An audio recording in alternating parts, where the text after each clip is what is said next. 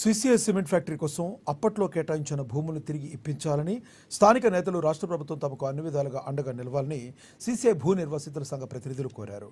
ఈ మేరకు పట్టణంలోని ప్రెస్ క్లబ్లో ఏర్పాటు చేసిన మీడియా సమావేశంలో తమకు న్యాయం జరిగేలా అందరి సహకారం అందించాలని ఆకాంక్షించారు. 1979 సంవత్సరంలో సీసీఐ సిమెంట్ ఫ్యాక్టరీ కోసం బెల్లూరి, లాండసాంగ్వి గ్రామాలకు చెందిన రైతుల నుండి దాదాపుగా 779 ఎకరాల సాగు భూములు తీసుకుని అప్పటి కేంద్ర ప్రభుత్వం తరఫున నామమాత్రపు నష్టపరిహారం చెల్లించారన్నారు. రైతులకు 100 సంవత్సరాల ఉపాధి, ఉద్యోగాలు కల్పిస్తానని హామీ ఇచ్చారన్నారు.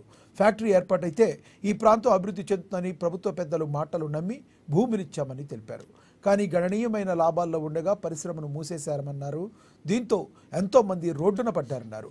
అందులో పనిచేస్తున్న భూ నిర్వాసితులతో బలవంతంగా వీఆర్ఎస్ తీసుకునేలా ఒత్తిడి తీసుకొచ్చారని ఆవేదన వ్యక్తం చేశారు. ఒకవైపు భూములు కోల్పోయి మరోవైపు ఉద్యోగాలు లేక తమ బతుకులు అగమ్య గోచరంగా మారాయన్నారు. ఇప్పటికైనా తమ భూములు తమకు తిరిగి ఇప్పించి సమాజంలో తలెత్తుకుని బతికేలా సాయం అందించాలని తెలిపారు.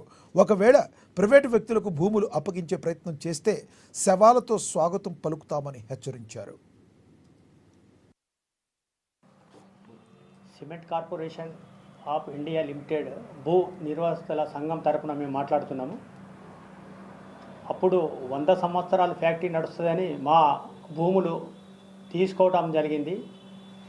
అప్పుడు చాలా తక్కువ, అంటే 3500 ఎకరంకు మా భూములన్నీ తీసుకోవడం జరిగింది.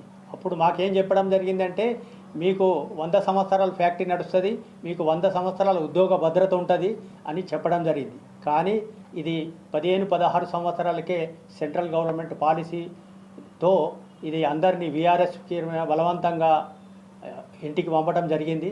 తర్వాత ఏమంటే అందరూ పనిచేసే కార్మికులు భూములు పోయి చాలామంది తమకు జీవనోత్పత్తి లేకుండా అందరూ ఆత్మహత్యలు కూడా చేయడం జరిగింది. ఈ విషయం మీ అందరికీ పత్రికా ప్రకటన ద్వారా ఇంతకు ముందు కూడా చెప్పడం జరిగింది. కానీ ఇప్పటికైనా ఇక్కడ ఉన్న ప్రతి ఎలక్షన్లో ప్రతి ఎంపీ నిలబడేటప్పుడు ప్రతి ఒక్కళ్ళు చెప్తారు మీ ఫ్యాక్టరీ నడిపిస్తామని. ఇంతవరకు అలాంటిది ఏమీ లేదు.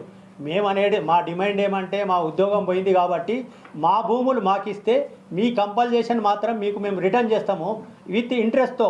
కాబట్టి మా భూములు మా అందరికీ హ్యాండ్ ఓవర్ చేయాలని దీని గురించి మేము కోట్లాడుతున్నాము. ఇది ఆల్రెడీ కోర్టులో కూడా లీగల్గా కేసు నడుస్తుంది.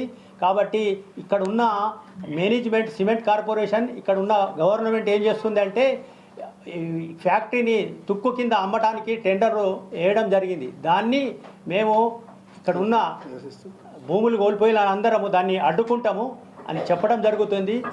అన్ని రాజకీయ పక్షాలు మాకు అండదండగా ఉన్నాయి.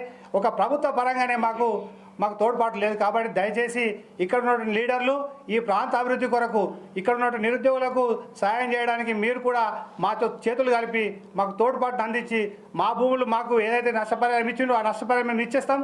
తిరిగి మా భూములు మాకు ఇప్పేయండి.